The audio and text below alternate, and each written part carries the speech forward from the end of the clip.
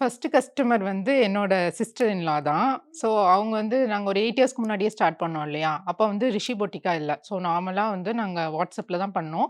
அப்பவே வந்து அவங்க ஃபர்ஸ்ட் கஸ்டமரா இருந்தாங்க. அண்ட் யூடியூப் சேனல் ஸ்டார்ட் பண்றேன்னு நான் சொன்னப்பயுமே வந்து, எல்லாரும் கமெண்ட் போடுவாங்களே என்ன பண்றது? அப்படிலாம் கேட்கும்போது, "அத பத்திலாம் நீ கவலைப்படாத.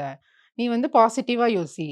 அந்த மாரிலாம் அந்த கமெண்ட்ஸ் எல்லாம் இக்னோர் பண்ணிடு. உனக்குன்னு பாசிட்டிவ் கமெண்ட்ஸ் வரும். அத பத்தி மட்டும் நீ யோசி அப்படின்னு சொன்னாங்க.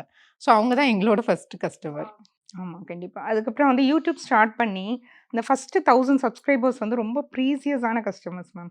அவங்க வந்து ஸ்டார்ட்டிங் ஸ்டேஜ்லலாம் வந்து இப்போ போய் நாங்க அந்த வீடியோஸ்லாம் பார்த்தா, பிரைவேட்ல போட்டுருவோம். எங்களால பார்க்கவே முடியாது.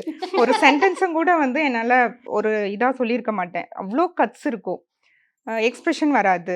ஒரு எப்டி இப்பயும் சிரிக்க மாட்டேன். பட் ஓரளவுக்காவது. ஏன் மேம் சிரிக்க இல்ல மாட்றீங்க? அது நான் ஃபோட்டோக்கு பெருசா சிரிச்சு ஃபோட்டோக்கு போஸ் வராது எனக்கு.